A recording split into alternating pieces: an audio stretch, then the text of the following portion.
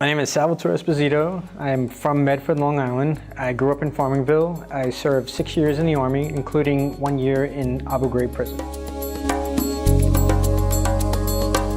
My book, Abu Ghraib After the Scandal, is about the prisoner abuse scandal that occurred in Abu Ghraib after the U.S. invasion of Iraq in 2003. Our unit, 344th Combat Support Hospital, was sent to Abu Ghraib after the scandal to raise the level of detainee health care in that facility and throughout all detainee facilities in Iraq from 2005 to 2006.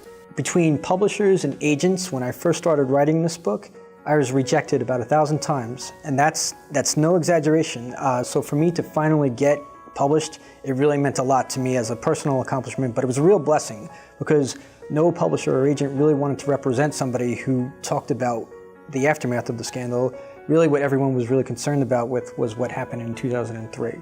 I really felt that I owed it to my non-commissioned officers and to the officers for all of their sacrifices and hard work, my fellow New Yorkers that they put in. I really wanted to do it for them and to hopefully change the negative discourse surrounding Abu Ghraib. Most people, when I do mention that I was in Abu Ghraib, they automatically assume that I knew Charles Grainer and some of the other people who were involved in the abuse scandal. So it is kind of hard, even to this day. So it is kind of hard to change that discourse when the first thoughts belong to that. But when they do listen, they do see that, especially from people from here, they see that their fellow New Yorkers made up some of the last chapters of Abu Ghraib, and given the brutal history of that prison, even before what happened with the abuse scandal, we made up the best chapters. Our unit, 344th Combat Support Hospital, was based out of Fort Totten, Queens. And many of the men and women I served with held civil service careers in the NYPD and the Fire Department in New York. And they made up a lot of the sergeant corps. Now, the officer corps were comprised of men and women who practiced nursing or surgery in emergency room departments in New York and New Jersey and Connecticut.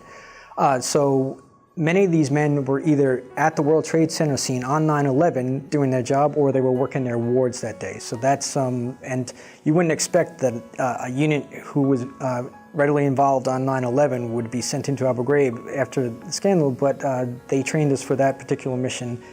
They felt that we were the right unit to do it, and they sent us in, and everything worked out really well.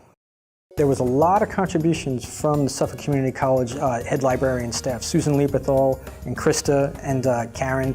Not only did they help me with the index of the book, they helped me format it to the publisher's high standards, and they were very encouraging, just cheering me on as this book came to completion. And it was a long, hard process. Like I said, between agents and publishers, 1,000 rejections.